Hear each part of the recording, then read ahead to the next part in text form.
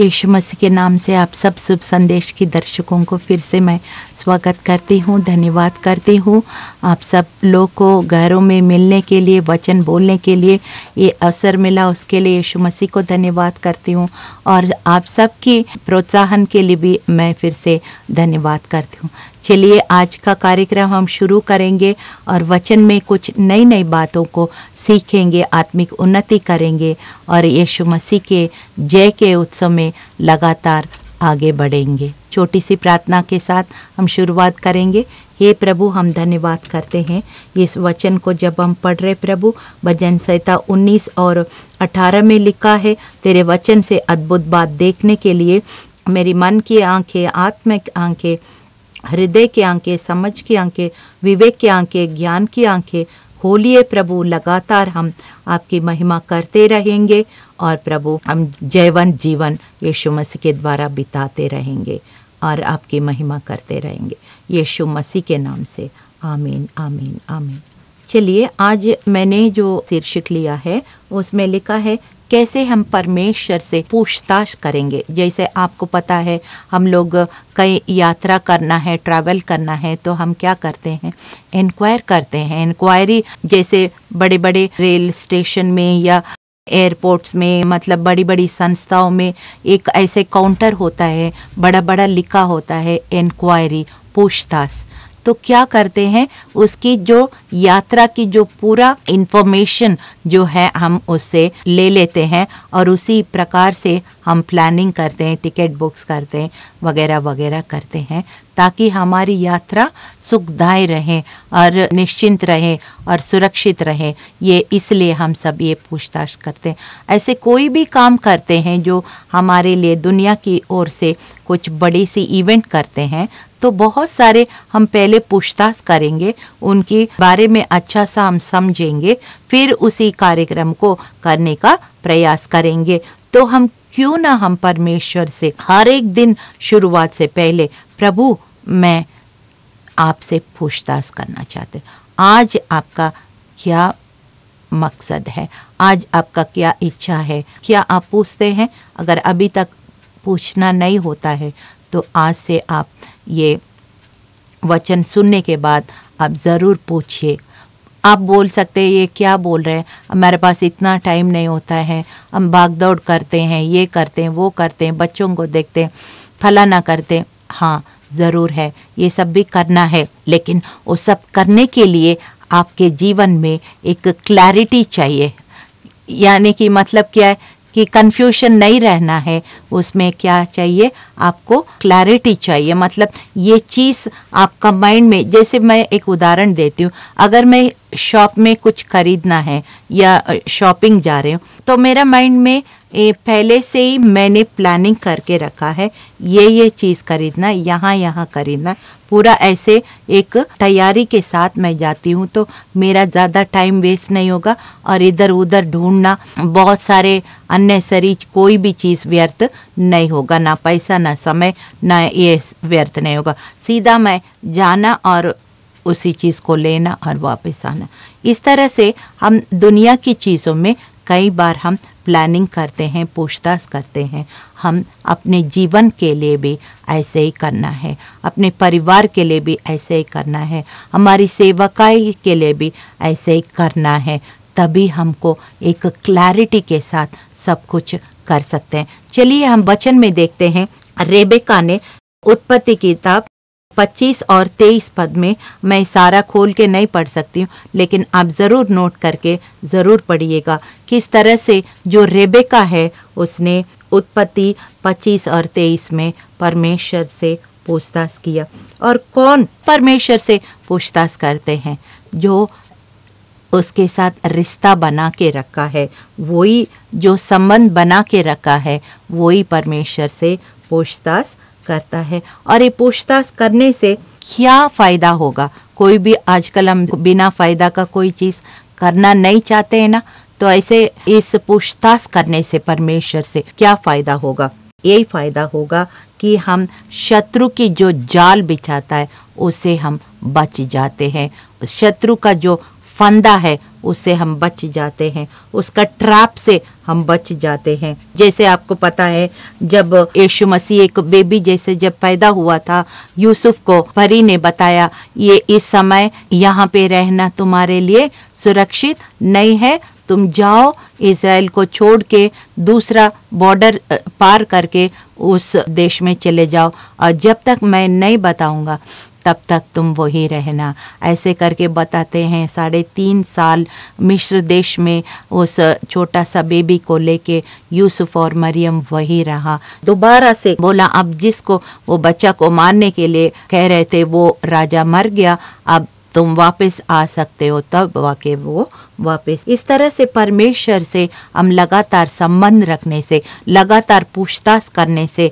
उनकी सलाह लेने से क्या होता है, हमारा फ़ायदा क्या होता है, हम बहुत सारे खतरों से, मुसीबतों से, व्यर्थ बातों से, कन्फ्यूजन से हम बच जाएंगे और हमारी रास्ता सीधा सीधा स्मूथली चले जाएगा। ये पूछताछ परमेश्वर से ही क्यों करना है, वचन से ही हम क्यों करना है? क्योंकि जो नेचुरल है उसको बहुत सारे, जो प्राकृतिक है वो प्रकृति में बहुत सारे सीमा होते हैं। जब हमारे नेचुरल को सुपर नेचुरल आके कब्जा करता है, मतलब हमारा नेचुरल के साथ हमें सुपर नेचुरल, अलौकिक, प्राकृतिक अलौकिक, वो दोनों मिलाने से बहुत बड़ी ताकत हमारी बन जाती है। हम सिर्फ देखिए, आप सिर्फ यीशु मसीह के बिना अकेले परिश्रम कर रहे, कितना भी परिश्रम करें आप जाएं, कभी ना कभी निराश हो जाएंगे और कभी ना कभी आप मतलब लगेगा कि मैं बेकार में हवा में मेहनत कर रहे हैं। लेकिन अब जब परमेश्वर की सलाह के अनुसार पूछताछ करके फिर करना, फिर कितना आनंद आएगा और कितना चैलेंजेस भी होगा, चुनौतियां भी होगा, फिर आराम से आप सामना कर पाते हैं, जय पाते हैं और फिर बड़े बड़े जो सोच भी नहीं सकते ऐसे कामों को आप हासिल कर पाते हैं। इसलिए तो पूछताछ करना बहुत ज़रूरी है। और इसके पूछताछ के द्वारा क्या मिलती है, हमें एक अंदर से एक आत्मविश्वास, कॉन्फिडेंस और एक सच्चा शांति हमारे दिल में हम पैदा होता है, जिस वजह से हम बहुत आराम से वो जो नाक ऐसे पकड़ना अच्छा है कि ऐसे पकड़ना, ऐसे पकड़ना है आपकी मर्जी, ऐसे पकड़ना है तो आपकी मर्जी। तो परमेश्वर की सलाह लेके करने से जो ऐसे वाला काम ऐसे हो जाता है, मतलब आसानी से हो जाता है। और फिर सारे रिश्तेदारों को, सारे समय को, असमय को, फिर सारे जो आपकी चुनौतियाँ, सब कुछ आप आराम से जय पाएंगे और एक सेलिब्रेशन या उत्सव में आपकी बदल जाएगी। ये सब करने के लिए परमेश्वर से सलाह लेना पड़ेगा, तभी ये बात बनेगी। नहीं है तो फिर हम अपनी मर्जी से करेंगे तो अच्छा बात नहीं है। तो फिर हम बाद में यीशु मसीह को, परमेश्वर को ब्लेम करेंगे तो अच्छा बात नहीं है। पहले परमेश्वर ने सीधा मार्ग दिखाया, नहीं मैं इधर नहीं जाऊंगा, मैं उधर जाऊंगा, फिर वो खतरे में फंसे, फिर ब्लेम करना, फिर इसको ब्लेम करना, उसको ब्लेम करना, ये सब करने से कुछ नहीं होगा। और फिर जो परमेश्वर चाहते हैं वो हासिल नहीं कर पाएंगे, फिर ब्लेम गेम में फंसे रहेंगे, अच्छी बात नहीं है। हम एक छोटी सी कहानी देखते हैं कि दाऊद की कहानी। एक जब साउल राजा से वो भाग रहा था, तो किस तरह से दाऊद राजा का एक आदत है हमेशा पूछताछ करना। अभी पूछताछ किया, फिर अगले दिन छोड़ दिया, ऐसे नहीं, हर एक दिन वो परमेश्वर से पूछताछ करके ही वो युद्ध में जाता था या कुछ भी काम करता था। यहाँ पे साउल राजा से जब भाग रहा था, तो यहाँ पे हम पढ़ते हैं 1 शमूएल 23 पद से मैं पढ़ रही हूँ। तब दाऊद को ये समाचार मिला कि फिलिस्ती लोग कीला नगर से युद्ध कर रहे हैं और कलियाम को लूट रहे हैं। तब दाऊद ने यहोवा से पूछा, क्या मैं जाकर फिलिस्तियों को मारूं? यहोवा ने दाऊद से कहा, जा और फिलिस्तियों को मार के कीला को बचा। यानी कि मतलब क्या, सौल राजा से उस समय बच रहा था। दाऊद ने कुछ लोगों को लेके अपना जान बचाने के लिए जंगलों में, गुफाओं में ऐसे भाग रहा था। उस समय परमेश्वर से एक नगर में आया, जिसका नगर कीला नगर है। ये परमेश्वर से पूछ रहे हैं और वहां पे कुछ लड़ाई हो रहे हैं। मतलब क्या है, इजरायली लोगों को ये फिलिस्ती लोग हमेशा शत्रु रहा, अभी भी ऐसे ही है। वो फिलिस्ती लोग इजरायलियों को तंग कर रहा था।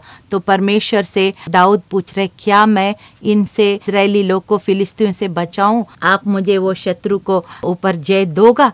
तो परमेश्वर ने बोला हाँ जाओ। और फिर उसने क्या किया, आगे पढ़ते हैं।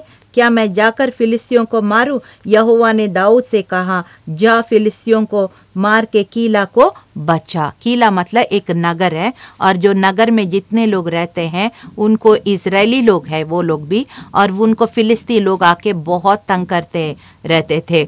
और फिर दाऊद राजा और उनके साथ जितने सेना है वो सारे फिलिस्तियों के पर युद्ध करके ये कीला नगर वासियों को बचाने के लिए परमेश्वर से पूछताछ कर रहे हैं। और परमेश्वर ने बोला हाँ बिल्कुल बचाओ, क्योंकि मसीह जीवन में क्या होता है, हम किसी को खतरे में, मुसीबत में, ज़रूरत में देख के हमको हेल्पिंग हैंड, मतलब हम जितना हो सके हम मदद करना चाहिए। मसीह ने हमें सिखाया। ऐसे यहाँ पे यहोवा परमेश्वर, पवित्र आत्मा सब एक ही है ना।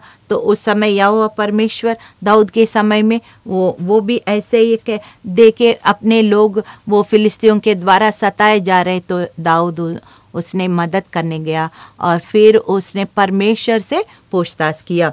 और फिर आगे देखते हैं, हम तो इस यहूदा देश में भी डरते रहते हैं। यदि हम कीला जाकर फिलिस्तियों की सेना का सामना करें तो क्या बहुत अधिक डर में ना पड़ेंगे? ये किला ऐसा है कि तीनों तरफ बंद है और एक ही तरफ खुला है। इसलिए उनके जो दाऊद के साथ में जो लोग हैं, 300 लोग, कितना लोग हैं, वो लोग कह रहे हैं कि तुम बाहर में इतना खतरा है, यहाँ पे तो हम इनको युद्ध करना खतरा है, क्योंकि हम भागने का एक ही साइड है और फिर हम फंस जाएंगे तो अच्छा बात नहीं है। तो तब दाऊद ने यहोवा से फिर पूछा और यहोवा ने उसे उत्तर देकर कहा, कमर बांध कर किला को जाओ, क्योंकि मैं फिलिस्तियों को तेरे हाथ में कर दूंगा। देखिए ये दाऊद का कितना अच्छी आदत है। तो बार बार परमेश्वर, जब लोग कुछ डाउट क्रिएट कर रहे, मतलब कुछ बोल रहे हैं, ये क्या बात राजा, अब बाहर में ही इतना खतरा है, अब बोल रहे ऐसे नगर के अंदर जाके जिसमें एक ही द्वार है, तो आप बोल रहे हैं उनको मदद करने की क्या जरूरत है? जब हम खुद ही अपने जान के बचाने के चक्कर में, तो हम दूसरों के जान बचाने के आप कह रहे हो। ऐसे करके आम आदमी जैसे दुनिया की तरीका यही होता है ना।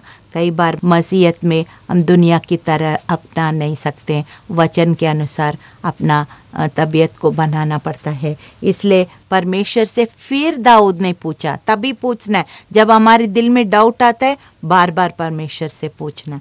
और फिर पूछा तो फिर परमेश्वर ने बोला निश्चिंत जाओ और वो लोग को बचाओ। और फिर जब उसने, तब दाऊद ने यहोवा से फिर पूछा, यहोवा ने उत्तर दिया, कमर बांध कर किला को जाओ, क्योंकि फिलिस्तियों को तेरे हाथ में मैं कर दूंगा। इसलिए दाऊद अपने जनों को संग लेकर किला को गया और फिलिस्तियों से लड़कर उनके पशुओं को हाँक लिया और उन्हें बड़ी मार से मारा। यूं दाऊद ने किला के निवासियों को बचाया। तो जब परमेश्वर से हम पूछताछ करेंगे, फिर हमें एक आत्मविश्वास, एक कॉन्फिडेंस अंदर आता है, तब फिर हम आराम से शत्रु को मार गिरा सकता है। सच में दाऊद हमेशा ये देखा कि परमेश्वर की ओर से हाँ मिले तभी वो आगे बढ़ा। अभी फिलिस्तियों को उसने अच्छी तरह मार गिराया और कीला नगर के लोगों को उसने फिलिस्तियों से बचाया। अब आगे देखते हैं। तब शाऊल का ये समाचार मिला कि दाऊद कीला को गया है, और साउल ने कहा, परमेश्वर ने उसे मेरे हाथ में कर दिया है।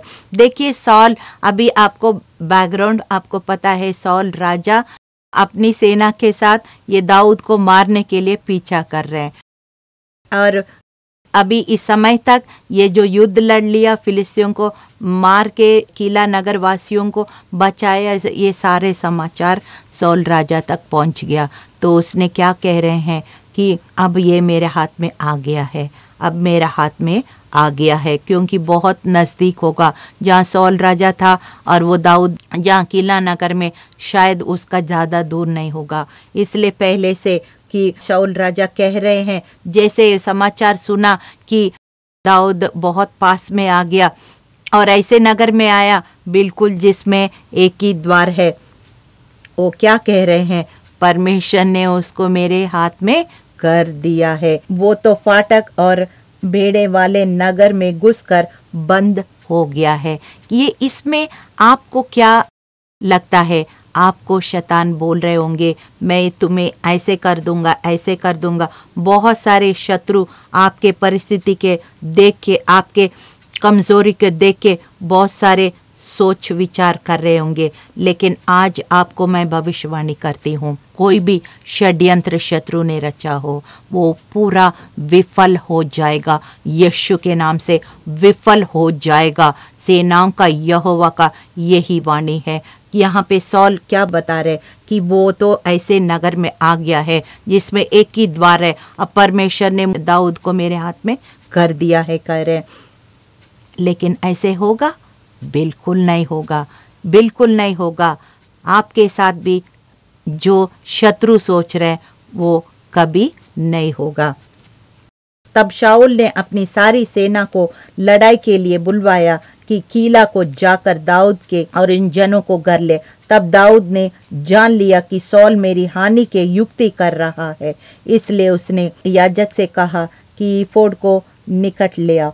तब दाऊद ने कहा, हे इज़राइल के परमेश्वर यहोवा, तेरे दास ने निश्चय सुना कि सौल मेरे कारण किला नगर नष्ट करने को आना चाहता है। क्या किला के लोग मुझे उसके वश में कर देंगे?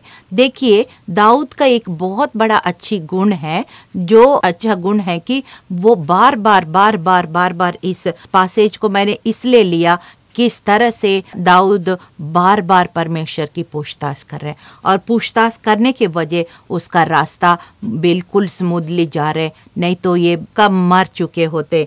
तो ये क्या कह रहे हैं कि अभी तो मैंने किला के लोगों को फिलिस्तियों से बचाया, मैंने युद्ध लड़ा, अपने लोगों का जान को भी खतरे में डाल के भी मैंने इन लोगों को बचाया। क्या ये मुझे छुपाएंगे नहीं है? क्या मैं उनको शौल राजा के वश में कर देंगे? ऐसे हो सकता है?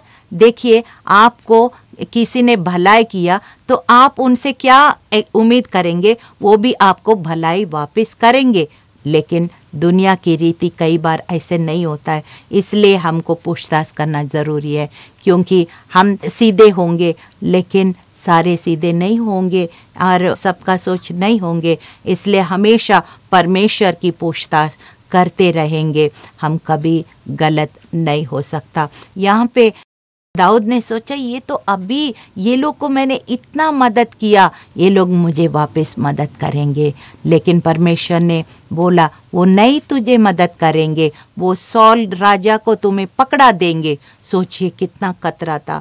इसलिए पूछताछ करने के वजह से दाऊद ने अपने जान को सिर्फ नहीं बचाया, जितने लोग उनके साथ में हैं उन सब की जान को भी उसने बचाया। देखिए, किला के लोग मुझे उसके वश में कर देंगे, क्या जैसे तेरे दास ने सुना है वैसे ही सौल आएगा? हे इज़राइल का परमेश्वर यहोवा, अपने दास को ये बता। यहोवा ने कहा, हाँ वो आएगा। और फिर दाऊद ने पूछा, क्या किला के लोग मुझे और जनों से शाऊल के वश में कर देंगे? यहोवा ने, हाँ वो कर देंगे।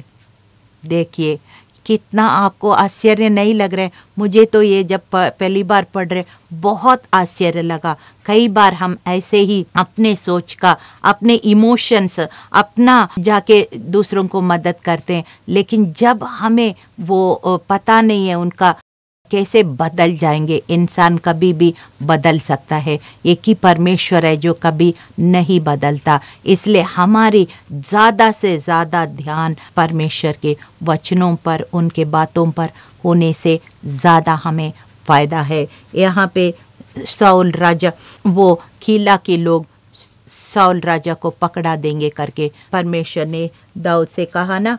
तब दाऊद और उसके जन कोई 600 थे। कितने थे? दाऊद के साथ में 600 थे।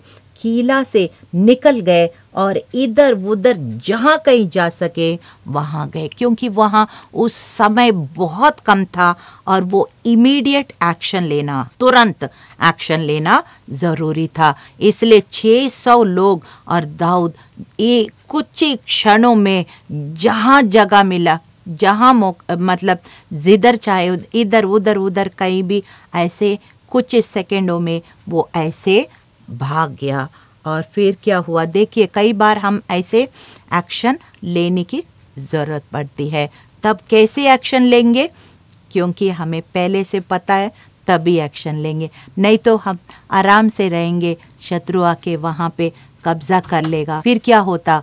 फिर वो फंस जाता और मर जाता। सिर्फ राजा नहीं मरता और उनके साथ 600 लोग भी मर जाता। और लेकिन यहाँ पे थोड़ी समय में इनको जैसे पूछताछ करने के वजह से थोड़ी समय में वहाँ से जिधर चाहे उधर इधर उधर वो लोग जल्दी से भाग गया। और फिर आगे हम देखते हैं, जब शाऊल को ये बताया गया कि दाऊद कीला से निकल भागा, तब उसने कहा जाने के विचार छोड़ दिया। तब साउल राजा ने पता चल गया कि ये दाऊद और उनकी सेना वहाँ से निकल गया, तो साउल राजा ने कीला नगर जाने का विचार छोड़ दिया। हालेलुया। आज यही आपको मैं सलाह देना चाहती हूँ, आप परमेश्वर से हमेशा संपर्क में रखिए।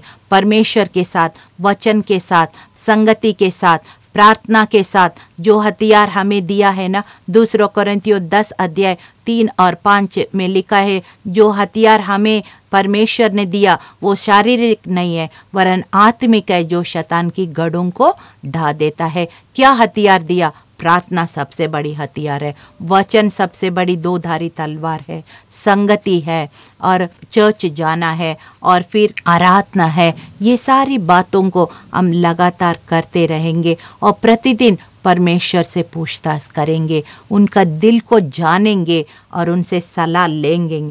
फिर क्या होता है, शत्रु चाहे कुछ भी षड्यंत्र रचे, कुछ भी चाहे, उनका फ्लॉप शो हो जाएगा, विफल हो जाएगा। हालेलुया। और फिर देखिए यहाँ पे क्या हुआ, साउल राजा दाऊद को और उनकी सेना को मारने के लिए बहुत प्लान बनाया ना, और फिर वहाँ पे बोल भी दिया ना कि ये अभी मेरे हाथ में आ चुका है, ख़त्म हो चुका है। और लेकिन आखिर में हम क्या पढ़ते हैं कि उसने कीला नगर जाने का सोच छोड़ दिया। आज भी शत्रु कुछ भी सोच रहे आपके बारे में, आपकी विश्वास को देख के, आपकी आत्मिक मजबूती को देख के, उसका प्लान उसने छोड़ना ही है। वो हारा हुआ है क्रूस के द्वारा और वो हारा ही रहेगा। हालेलुया। कुलुसियों 2:14-15 में क्या लिखा है, यीशु मसीह ने क्रूस के द्वारा शैतान को कुल्लम कुल्ला तमाशा बनाया। क्रूस के द्वारा जय जयकार की ध्वनि सुनी गई है। यीशु मसीह ने मृत्यु को और पाप को क्रूस के द्वारा कुचल दिया, ताकि आप और हम शैतान के शिकार ना बने। हमारे लिए यीशु मसीह ने एक जयवंत जीवन का योजना बनाया। तो चलिए हम ऐसे ही हम जयवंत बने रहें और यीशु मसीह का आशीष का वारिस बने रहें और मूर्खता ना करें और यीशु मसीह को पूछताछ करें।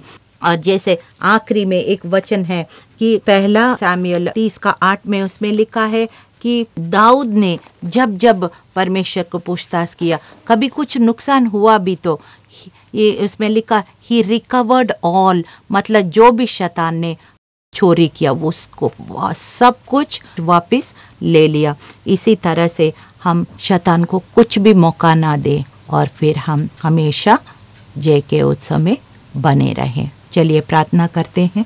ये पवित्र पिता, हम धन्यवाद करते हैं प्रभु इस सुंदर वचन के लिए। परमेश्वर पिता, हम प्रभु चोर करने, नाश करने, घात करने आया है, पर यीशु मसीह जीवन देने और बहुतायत का जीवन देने आया है। लगातार जैसे दाऊद बार बार परमेश्वर से पूछताछ करते रहें, सलाह लेते रहें, और जैसे परमेश्वर ने उनको सलाह दिया वैसे वैसे वो करते रहें। और इसलिए प्रभु वो कभी नुकसान नहीं उठाया। प्रभु अगर नुकसान उठाया तो भी तुरंत मतलब वो वापस भी उसने पा लिया। इसी तरह से हम भी प्रभु, हम एक समझदार बने प्रभु, और परमेश्वर की पूछताछ करने वाले बने। हमेशा परमेश्वर के संपर्क में रहे, वचन के संपर्क में रहे, संगति में बने रहे, प्रार्थना में बने रहे, ताकि परमेश्वर का वाणी सुन के और उनके पीछे होने वाला बन जाए। प्रभु यूहन्ना 10 अध्याय में लिखा है कि मेरा भेड़ मेरी आवाज़ को सुनता है और उनको पहचानता है, मेरे पीछे हो लेता है। वैसे हम परमेश्वर की आवाज़ को सुन के हम आगे बढ़े प्रभु, इधर उधर कभी हम नहीं भटके प्रभु। मदद कीजिए, सहायता कीजिए। प्रार्थना सुनने के लिए, उत्तर देने के लिए धन्यवाद।